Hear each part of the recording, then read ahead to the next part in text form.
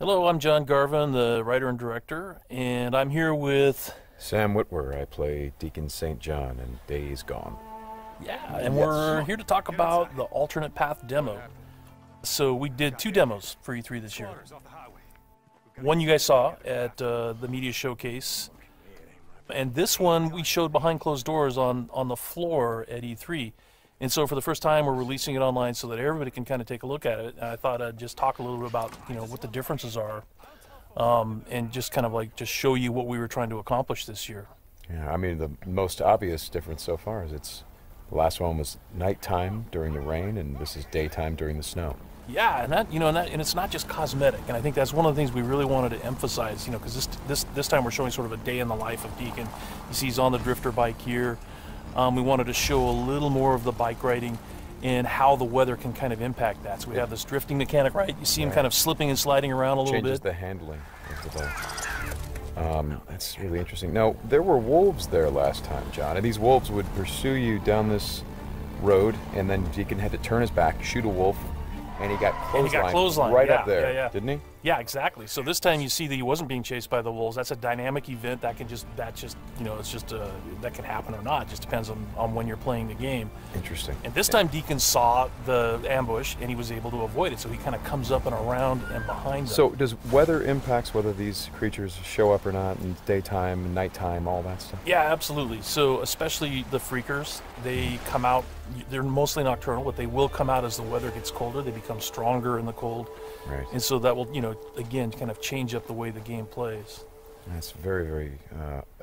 I kind of love that you decided to do this as a demo to show 2 completely different iterations on the same exact mission in the game. Yes, exactly. So we wanted to have, the job is basically the same. Deacon hears that his buddy's in trouble, rides out to save his life. And, as you can see here, this is a completely different experience from what we showed in the first demo. In the first one, Deacon gets clotheslined, and it sounded very painful, by the way. Oh, speaking of painful, okay, so the combat in this game is fairly brutal. John, you want to talk about that a little bit? Well, we just wanted to make it as, as realistic as possible. So, yeah, we're not holding back on that at all. And Sam's done most of his own stunt work for this.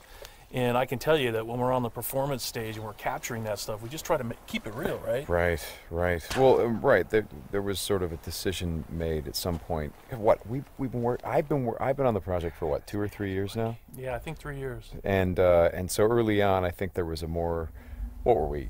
It was more Kurt Russell and sort of a two-fisted thing, and then it turned into, hey, let's take this quite seriously. And what that required is a lot more. Taking this combat stuff and showing the horror of the violence that happens and were this type of circumstance to take place. I mean, realism, weirdly enough, is the thing we keep going back to when it comes to not just the stunts, but also the performance style. I think, it was very important that it doesn't seem like a bunch of actors, saying lines. It was all very incidental. And we wanted the world to sort of reflect that as well. So you saw there that, Deacon broke into that emergency vehicle and found some supplies. So this is what we're calling our survival vision. So you saw that earlier when he was looking at Manny's bike on the ground. And it's just kind of a way of seeing tracks in the world and sort of imagining what might have happened. And here I just wanted to point out that you're seeing in this part of the demo that there are freakers there. There weren't there before because it wasn't snowing. It was, and it was getting lighter out. It wasn't getting darker like it is. And so, it changes up the way you can play through the level. And what is this? We call this the meat wall. The meat wall. Yeah, and it's not just there, to make the guys who put them up to seem evil. They're there for a purpose because, again, freakers are living creatures. They eat. That's their primary thing. They want to eat. And so you hang these dead freakers up, and any freaker, rather than coming into their camp like you see here, they would actually stop and snack. Yeah, exactly. Yeah. And then the same thing with this freaker that they've hung upside down. There's a bear trap underneath it, and they use that because a freaker will come, be attracted to the meat, and then hit that trap. Interesting. Another thing you just saw, by the way, is that tin can. The tin can trap that you that's an alarm that the marauders will put up, and this is again some of the things that marauder camps just do. And you find these marauder camps throughout the world. You'll find traps like that, and then if you're careful and you're paying attention, you can avoid them. Because in the first demo, Deacon didn't avoid it, and he set off that alarm. Right. Now this is the same tactic that he used last time. Throws the rock to get someone to to lure him over and have him step in the bear trap. But this one plays out a little bit differently than last time. One of the things that struck me, and we've talked about this obviously as we've shot, but there's an effort of the other Marauders to get this guy to shut up, and he won't. Yeah, and so in the first demo, Deacon's heading on down the trail, and you can hear that happening behind him. Right. And this time we're showing what happened. So, he's watching everybody react to this poor guy trapped in the in that bear trap, and she just is like, shut up, shut up, shut up, and then just loses it and shoots the guy. Right. Right. And of course, in the meantime, Deacon is crafting a Molotov and just takes them all out. Right. Oh boy, that's good. Ow. Ow. So yeah, so again, it's like in the previous demo, Deacon would have gone off to the trail down to the right. This time he's going to head this way. He follows the tracks, and comes under a sniper attack. Now let me ask you something about the survival. Okay, there's a sniper attack coming, but the survival vision is, if you don't say upgrade your survival vision, can you miss clues? I mean, are there things that you would get if you upgraded your survival vision that would help you complete the mission better? Exactly, and you have to, we have a whole skill tree, and it's all tied to the experience that you can earn as you're just playing through the game, and then you can upgrade those things. What's happening here? We got a freaker tied to a tree. Yeah, so this is another type of trap that Marauders will set. They will set, they will basically chain freakers to the perimeter of their camps, and they use them as kind of an alarm system. And then that, you saw that Marauder there, he was just tormenting the poor freaker, and then so Deacon kind of takes advantage of that. Well, and you think for a moment that Deacon is the guy, he's sort of helping the freaker by, getting the guy that taunted him. Like, no, and then he's going to take the freaker out right afterward. Exactly. And this is a bit of silent sniping using the crossbow. Yeah, so this whole sequence at the end plays out very differently. In the first demo, you saw Deacon use a swarm. He weaponized a swarm, lured them into the camp, and then they kind of did the work for him. There's no swarm in this run-through. Right. So the player really has to go in and use what we're calling our strategic sandbox combat, and that's just, stealth mechanics and setting and using traps, whole arsenal of weapons. You see there's a variety of weapons that Deacon's going to use through this, including the crossbow. He crafts his own bolts. And he's got to figure out how to get up to Manny, just using his combat skills instead of doing it strategically. So straighten me out. Those bonfires, were those there in the previous demo? No, they weren't. Right. So that's another big difference. Is that if you come here during the day, it's like in the media showcase demo, there was like kind of a fight club thing going on. Right. They were punching each other, and everybody was just sort of getting into it. Nobody's really paying attention to what's going on. Yeah. And now it's getting dark and it's cold out. So they've built these bonfires. So. And again, it's not just a cosmetic change in the way the... Well, it's cold, right? Yeah, it's because it's cold. They have to build some... So it changes the way the Marauders behave in the level. Mm-hmm. Well, that's very... Again, this is part of the reason why I love that you did this as a demo, because the behavior of all of these things, not just the freakers, but the Marauders, everything, there's a logic to it. You can track why they're doing the things that they're doing. And you can use it to your advantage in the gameplay. That's kind of what I like about this so much. And that's really what we wanted to showcase this year, is that it's an open world game, and everything you see around here. And again, we're only playing this two different ways. You saw that waterfall way up there off in the distance. There's a bridge that goes in front of that. If you had a sniper rifle and enough ammunition, you could have driven your bike all the way up there. There's trails that go all the way up there, and you could have used your sniper rifle to take out this entire camp, because it would have taken them a while to figure out where the shots were coming from and to get to you. So, that's a different way to play it. There's another way to play it, by the way, where you could have just stealthed in through the entire camp if you had the skills to do it. And you could have just taken everybody out silently, or almost everybody, and then you could have gotten up to where Manny's being held using a different route, and just stealth killed that guy. There's no reason that you have to come in and run and gun it like Deacon is doing here. Hey, how scarce is ammunition? Because I see him switching from a bunch of weapons, and when we saw this demo, when I came in and saw it at E3, one of the things that I really enjoyed was I was sitting next to you, and the driver was playing the game, and at some point I saw you shift in your chair and you leaned forward, and I heard you say, "Oh man, uh-oh." And I'm like, whoa, what's going on? He's like, he's going to get killed. I'm like, whoa, oh. And I leaned forward. I was like, oh, I guess there's some real danger. And one of the things was that he was running out of ammunition. And he was trying to go pick up ammo from the dead he was looking for Marauders. Ammo, But he was under fire. So when we were at E3, we had a whole team with us, and everybody played it slightly differently. So it just shows you that it's not scripted at all. Yeah. And then this Rager Bear. Oh, yeah, boy. the infected bear. The infected bear. That's, yeah, that's not what you want to see. Well, we thought that would be a good way to end the demo, is to show that it's just one, for Deacon's life. It's just one darn thing after another. Yeah. Right? You're going to save your buddy. You get clotheslined. You get attacked by wolves, or you think you're finally done. You rescued you've gone through all this stuff, and then suddenly, Rager Bear. Right.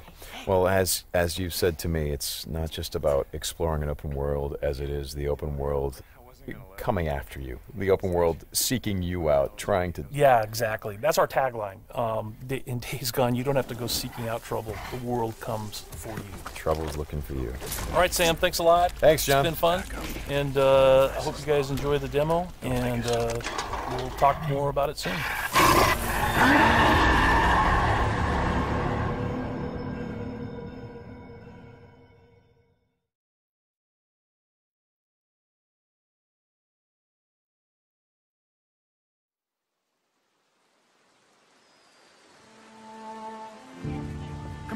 Get him inside. What happened? Got hit again. Squatters off the highway. We've got to get some men together, go after them. Don't look at me, it ain't my problem. They've got Manny. You sent Manny on a supply run. I just run the camp, Deke. I don't tell folks how to live their lives. Go to hell, Cope!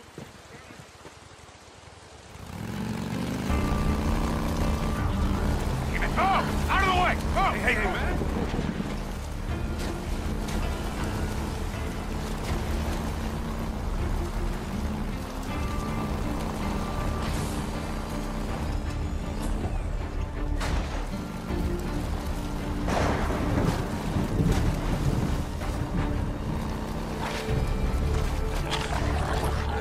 No, that ain't him. Oh, come on. Oh, crap. Come on, come on! Son of a bitch.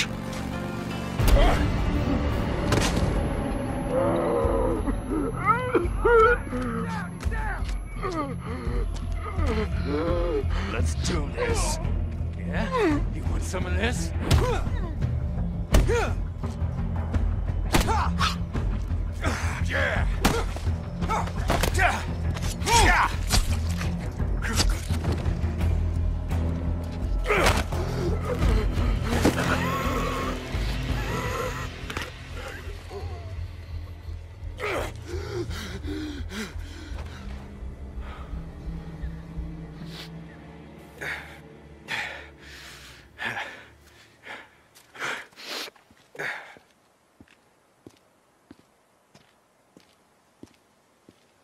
That's Manny's bike.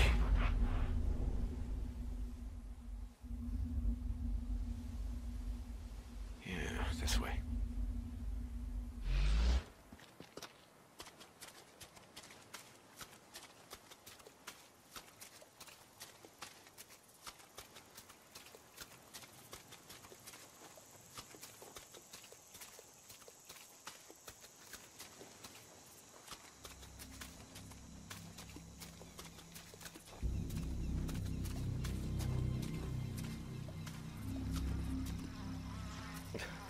Ugh.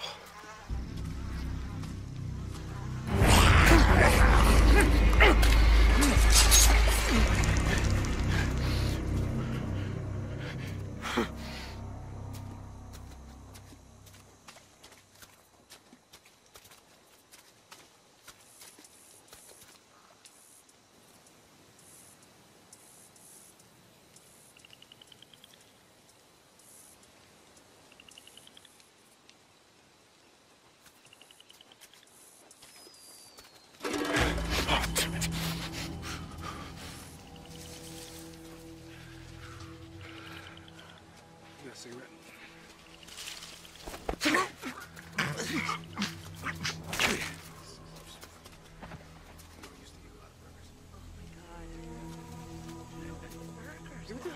Why do you have? You always have a bad attitude. I have a bad attitude. You have a bad attitude. We just, even do just don't talk. Oh, yes, better if we just don't. Yo, where you at, man? Shh. being that loud. You shut the hell up. Thank you. You shut up. Okay, shh. I want all of you to shut the hell up. What is your problem? Oh, shh. There's something out there. Just a Ah! Ah! Ah, my leg!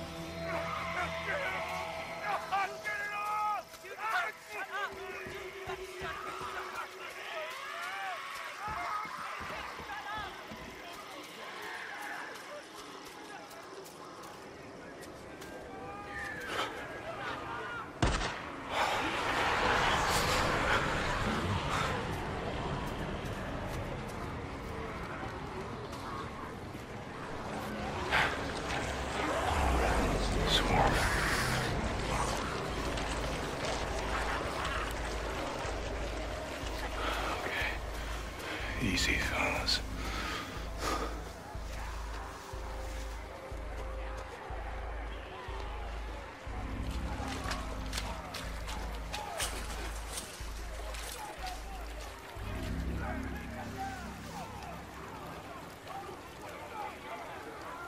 There he is. Still alive. How the hell am I?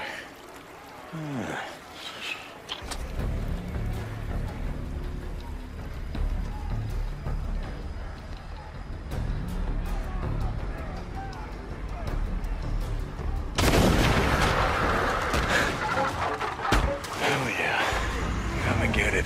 Dinner time.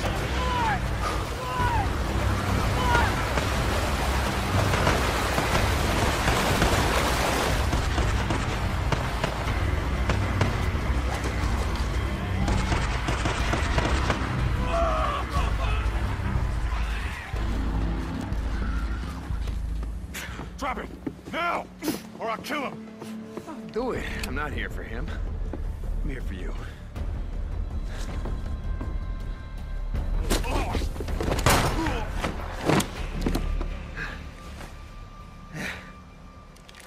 Oh, God. Deke. Hi, Manny.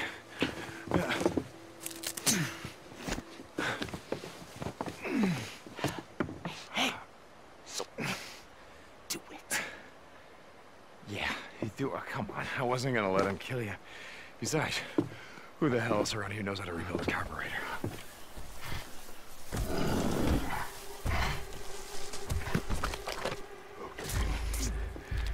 Just back up. Nice and slow. Don't make a sound.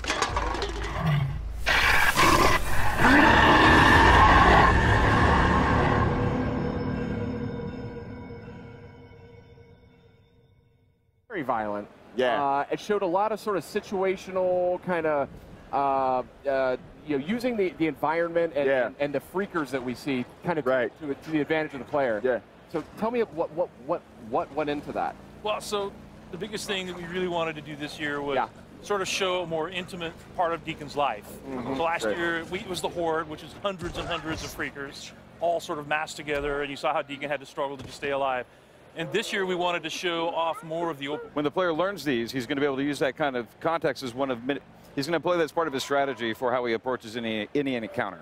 Gotcha. But definitely sound, right? Because like you saw in the media showcase demo, Deacon, put down this bear trap and then kind of snuck off. Right. And in our alternate path demo, he doesn't do that. So he actually kind of goes around and watches what happens when this Marauder goes into the bear trap, and you hear this gunshot on the media showcase demo. If you look at our alternate path footage, you'll see that one of the Marauders actually shoots the other Marauder in the head because he's making too much noise. Oh, wow. Right? So yeah, so it's a pretty harsh world, but that sound traveled, and sound is something that can be really, really dangerous. Gotcha. That's very interesting. That's very interesting. Yeah, I did notice once the bear trap was down and the guy stepped in it, you saw the freakers running. Yeah. It's like they heard it screaming. You heard them screaming. This is looking good. I didn't see all of this footage. I was kind of a little distracted last night during the showcase, but one of the things I really like about this game is it's, we see a lot of open world games out there. It's certainly like a popular genre, but this one, the feel of it is different. It feels more improvisational, I think is the word I'm going for.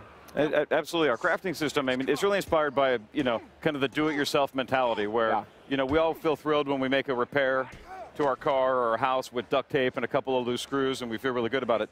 That's Deacon. You know, he's making use of everything he can find in the environment, and they have to scavenge and search for things and employ him in really clever ways. And he has to do it. He has to do it to survive. So like you see right here, this is the same clothesline that Deacon ran into, and in this demo, the runners aren't chasing him. So basically, he has the opportunity to see the ambush before it happens, goes around it, comes up behind them, and takes those guys out from behind.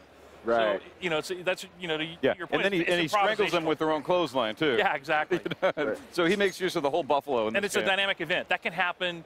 You can be out in the world doing a job or a mission, and then suddenly you've got marauders that are ambushing you on the highway, and it's a dynamic event. There's no way to predict when it's going to happen. You just got to pay attention. Well, is there more than just like a clothesline in the middle? Do they find more ways to ambush you? Yeah, it's a dangerous world, and it's something where you know the horde is dangerous, freakers are dangerous, but so too are humans because they're cunning and clever, and they too are using everything they can find to employ against their enemies. And let's just say clothesline is one of many things. We'll get into it at a later date. Okay. Now tell me a little bit about, maybe a little bit of the backstory about why these freakers are being hung up like this. Is that like a defense mechanism? Is it absolutely. Yeah, so what they do is we call it the meat wall. And what they'll do is, like in this case, they have a bear trap under this dead freaker corpse. And what they'll do is they'll put a trap under it, and then those other freakers are attracted to the meat. They're all hungry all the time. That's what happens, evidently, if you become a freaker.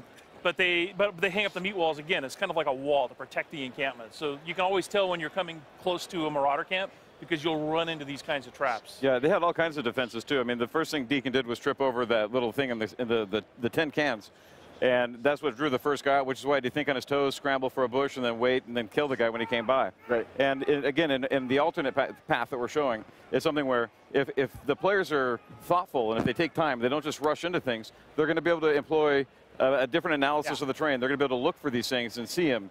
And that's how he sees a clothesline. And when the players are careful and cautious and assume the world's dangerous, they can turn the tables on the bad guys using the same tools that they're using against the player against them.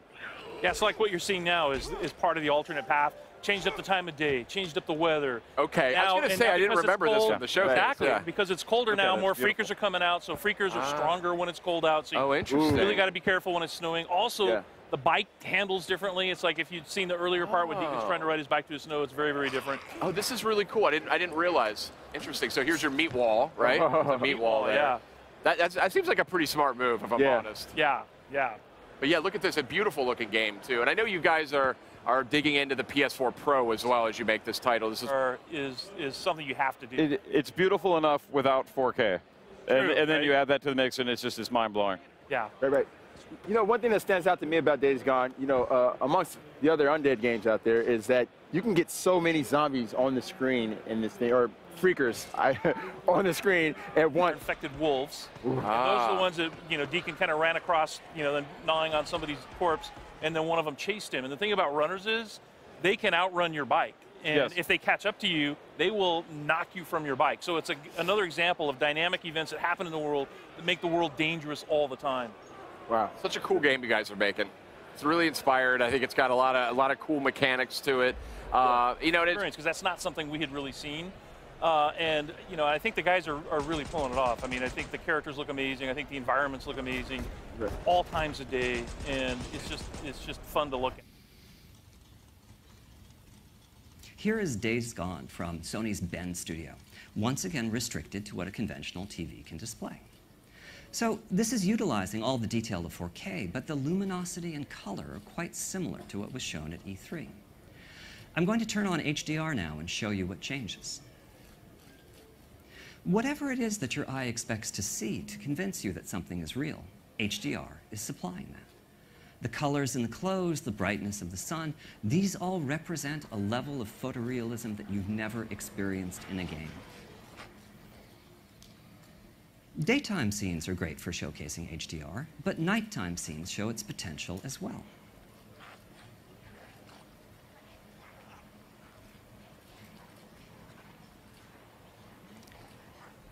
Here, the Freaker Horde has come out to feed. Luckily, crafting is a big part of Days Gone, and Deacon has managed to assemble a few Molotov cocktails.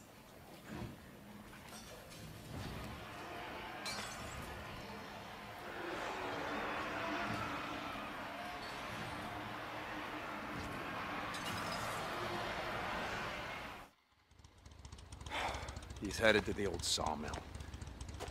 Going in after him. It's gonna be dark soon. When does that ever stop me?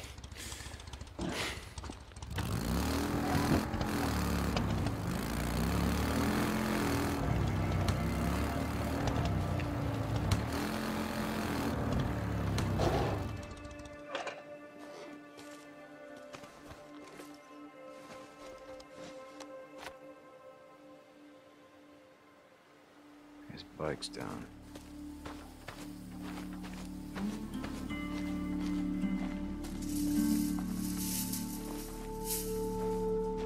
All right, Two Dog, where the hell are you?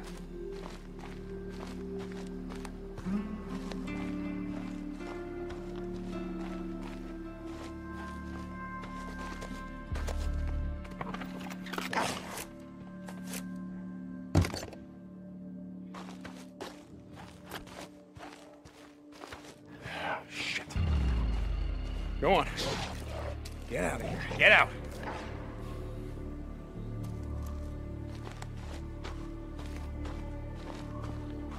Well, that ain't him.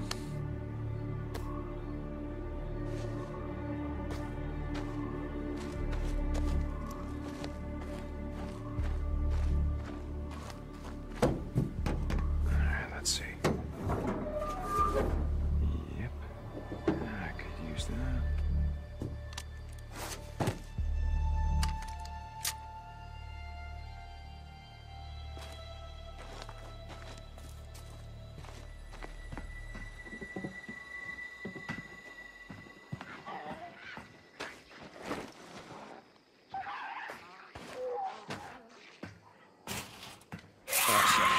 Oh, shit.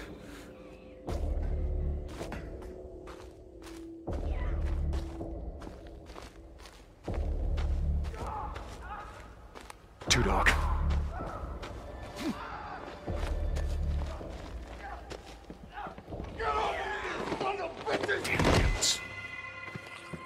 Two Dog! Damn it! Stop, Two Dog!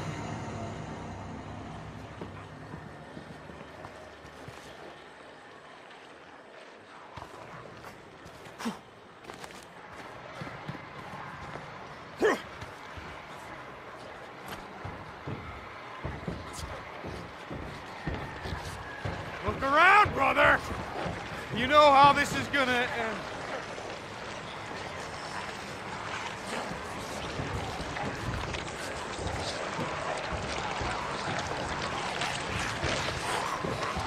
Where you at?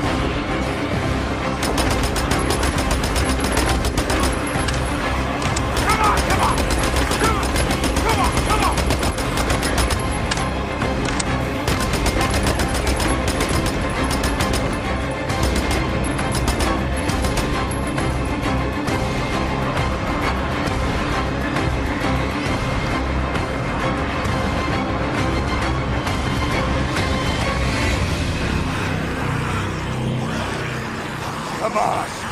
Come on!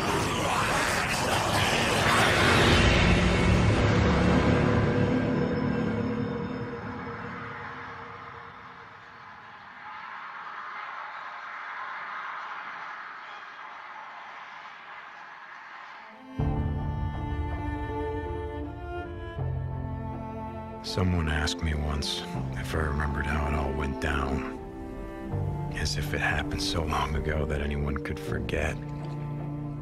So yeah, I remember.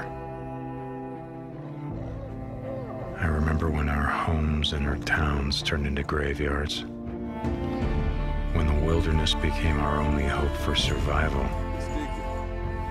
I remember when the planes fell out of the skies, when the trains stopped running, when the turbines shut down, and the world went dark.